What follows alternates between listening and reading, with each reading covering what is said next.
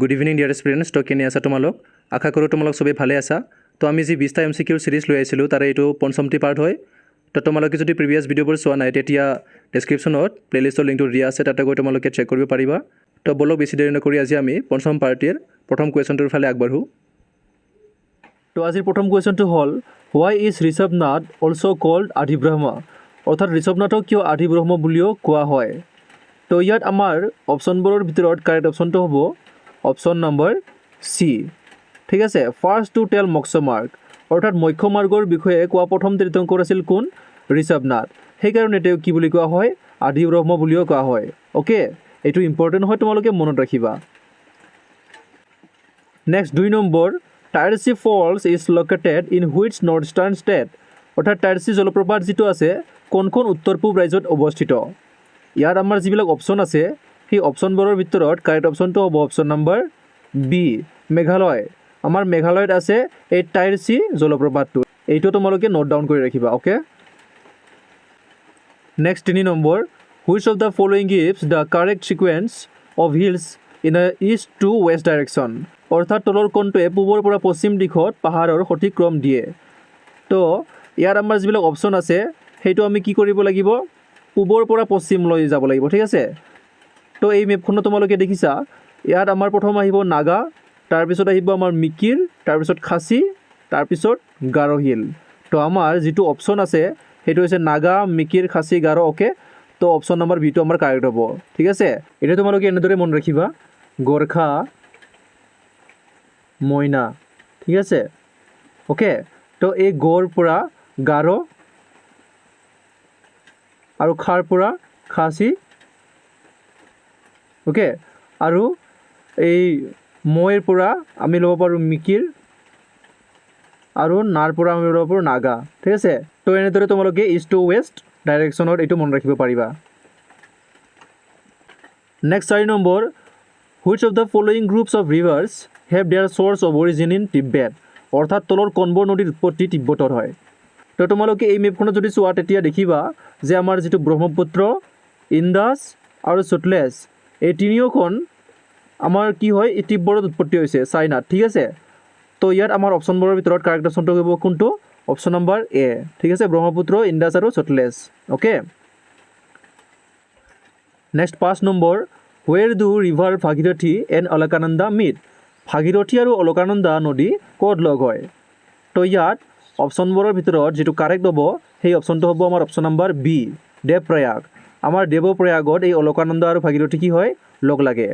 তোমালোকে এই পিকচাৰটো চাই লোৱা, ইয়াত তোমালোকে অলপ আইডিয়া পাবা। অ'কে,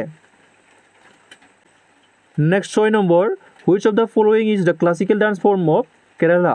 অৰ্থাৎ তলৰ কোনটো কেৰেলাৰ শাস্ত্ৰীয় নৃত্য? নাট্যম হয় আমাৰ তামিলনাডুৰ, তোমালোকে জানা।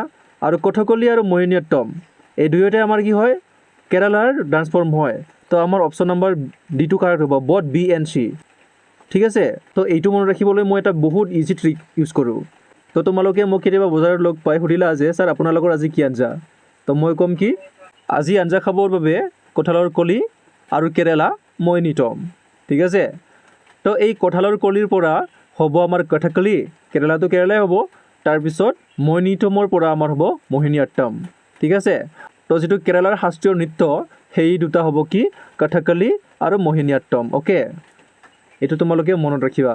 ট্ৰিকটো কেনে লাগিছে একবাৰ কমেণ্ট কৰি দিবা প্লিজ। ঠিক আছে, নেক্সট 7 নম্বৰ, Sachin Tendulkar hit his 100 international century against which of the following team?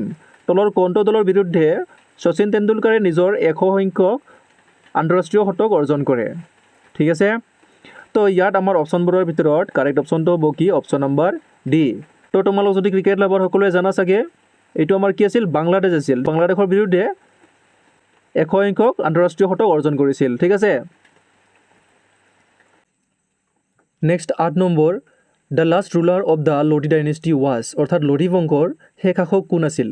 তো ইয়াত আমাৰ অপশ্যন যিবিলাক আছে তাৰ ভিতৰত কাৰেক্ট অপশ্যনটো হ'ব আমাৰ option number B, Ibrahim Lodi. Bahlul Lodi আছিল ফাৰ্ষ্ট। ঠিক আছে, ফাৰ্ষ্ট লোধি কিং। তাৰপিছত চিকন্দৰ লোধিৰ বিষয়ে যদি কওঁ, তেওঁ আছিল লোধি ডাইনেষ্টিৰ ভিতৰত, অৰ্থাৎ লোধি বংশৰ ভিতৰত আটাইতকৈ শক্তিশালী। ঠিক আছে, আটাইতকৈ শক্তিশালী। অ'কে, তো আমাৰ কাৰেক্ট এনচাৰটো হ'ব Ibrahim Lodi. He was the last ruler of the Lodi dynasty. Okay. Next 9 নম্বৰ আলেকজেণ্ডাৰ ইনভেডেড ইণ্ডিয়া অৰ্থাৎ আলেকজেণ্ডাৰে কিমান চনত ভাৰত আক্ৰমণ কৰিছিল তো ইয়াত যিবিলাক অপশ্যন আছে তাৰে ভিতৰত আমাৰ শুদ্ধ উত্তৰটো হ'ব option number B 326 before Christ okay তো 326 খ্ৰীষ্টপূৰ্বত আলেকজেণ্ডাৰে কি কৰিছিল ভাৰত আক্ৰমণ কৰিছিল এইটো তোমালোকে মনত ৰাখিবা বহুত ইম্পৰ্টেণ্ট হয় okay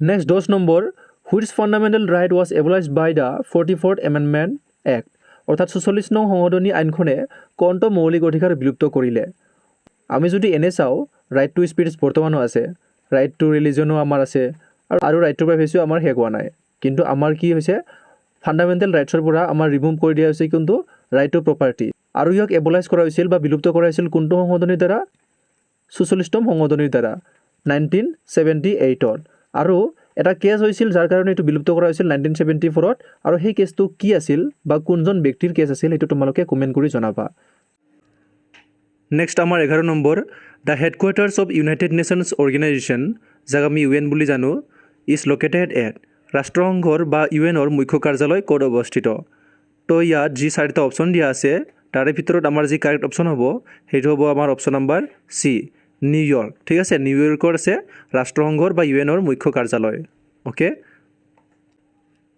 next 12 number under which of the following act the first supreme court was established in India অৰ্থাৎ তলৰ কোনখন আইনৰ অধীনত ভাৰতত প্ৰথম উচ্চতম ন্যায়ালয় স্থাপন কৰা হৈছিল তো ইয়াৰ কাৰেক্ট অপশ্যনটো হ'ব option number B regulating act 1773 ইয়াৰ অধীনতেই ভাৰতত প্ৰথম উচ্চ ন্যায়ালয় স্থাপন কৰা হৈছিল ওকে সৰি উচ্চতম ন্যায়ালয় স্থাপন কৰা হৈছিল next 13 number the first railway line in India introduced during the British rule was between which of the following regions অৰ্থাৎ ব্ৰিটিছ শাসনৰ সময়ত ভাৰতত প্ৰৱৰ্তন কৰা প্ৰথম ৰেলপথ তলৰ কোনটো অঞ্চলৰ মাজত আছিল ঠিক আছে তো এইটো হৈছিল আমাৰ 1853 ওকে তো 1853 চনত ব্ৰিটিছ শাসনৰ সময়ত প্ৰথমবাৰ ভাৰতত কি হৈছিল ৰেলপথ প্ৰৱৰ্তন কৰা হৈছিল আৰু কোন দুটা অঞ্চলৰ মাজত এই ৰেলপথটো আছিল তো আমাৰ কাৰেক্ট অপশ্যনটো হ'ব অপশ্যন নম্বৰ বি বম্বে আৰু থানেৰ মাজত ঠিক আছে আৰু ইয়াৰ দৈৰ্ঘ্য কিমান আছিল টোটেল 32 কিলোমিটাৰ আছিল ওকে এইটো তোমালোকে মনত ৰাখিবা এইবিলাক বহুত ইম্পৰ্টেণ্ট হয় next 14 number who is the author of the novel সাউদৰ পুতেকে নাও মেলি যায় অৰ্থাৎ সাউদৰ পুতেকে নাও মেলি যায় উপন্যাসখনৰ লেখক কোন তো ইয়াৰ যেটো কাৰেক্ট আনসাৰ হেতু হ'ব আমাৰ অপশ্যন নম্বৰ সি হোমেন বৰগোহাঁই ঠিক আছে হোমেন বৰগোহাঁই দেৱ আছিল সাউদৰ পুতেকে নাও মেলি যায় উপন্যাসখনৰ লেখক এটো বহুত ইম্পৰ্টেণ্ট হয় ঠিক আছে next 15 number 20 August is celebrated as অৰ্থাৎ 20 আগষ্টৰ দিনটো কি হিচাপে উদযাপন কৰা হয় তো ইয়াত যি চাৰিটা অপশ্যন দিয়া আছে তাৰে কাৰেক্ট অপশ্যনটো হ'ব অপশ্যন নম্বৰ বি সদ্ভাৱনা দিৱস ঠিক আছে 20 আগষ্টৰ দিনটো সদ্ভাৱনা দিৱস হিচাপে উদযাপন কৰা হয় ভাৰতত ঠিক আছে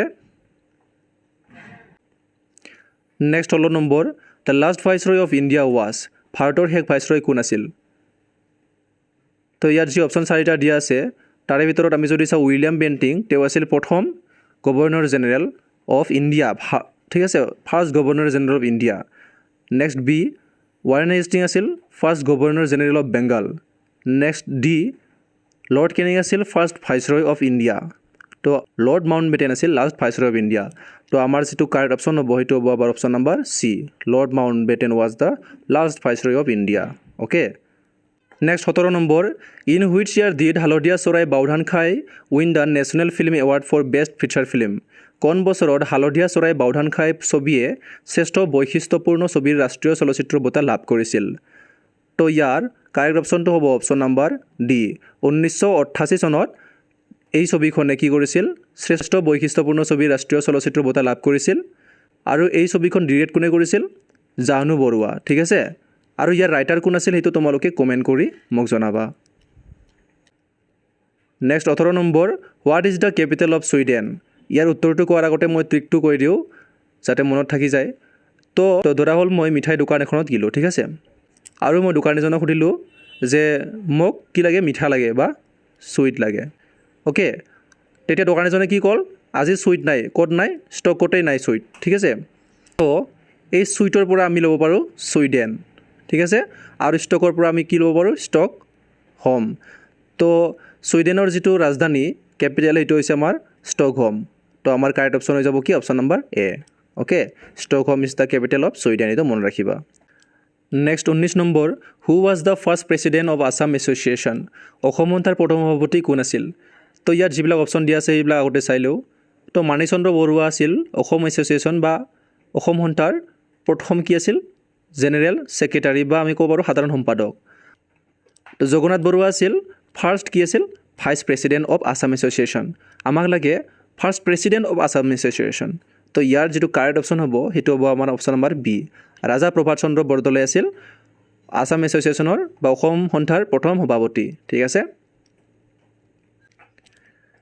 নেক্সট 20 নম্বৰ আজিৰ আমাৰ last question who is known as the Shewali poet শেৱালি কবি বুলি আমি কাক জানো ঠিক আছে তো ইয়াত যিবিলাক অপশ্যন দিয়া আছে অপশ্যন চাৰিটাৰ ভিতৰত আমাৰ কাৰেক্ট অপশ্যনটো হ'ব option number B Ratnakanta Borkakati তেওঁক আমি শেৱালি কবি বুলি জানো ঠিক আছে তো এইখিনি আছিল আজিৰ আমাৰ চিৰিজটোৰ 20টা MCQ তো এই 20টা MCQৰ ভিতৰত তোমালোকে কেইটা কাৰেক্ট কৰিব পাৰিলা সেইটো কমেণ্ট কৰি জনাবা আৰু বন্ধু বান্ধৱীসকলৰ লগত ভিডিঅ'খিনি শ্বেয়াৰ কৰিবা আৰু চেনেলটো ছাবস্ক্ৰাইব কৰি ল'বা যাতে নেক্সট ভিডিঅ'ৰ ন'টিফিকেশ্যনবোৰ তোমালোকে পাই যোৱা অলপ অসুবিধাৰ কাৰণে এইকেইদিন ভিডিঅ' আপলোড কৰাত মোৰ অলপ দেৰি হৈ আছে আশা কৰোঁ তোমালোকে কোঅপাৰেট কৰিবা তো কাইলৈ সন্ধিয়া 7:30 বজাত লগ পোৱাৰ উদ্দেশ্যে আজিৰ এই ভিডিঅ'টো ইমানতে সামৰণি মাৰিলোঁ ঠিক আছে ধন্যবাদ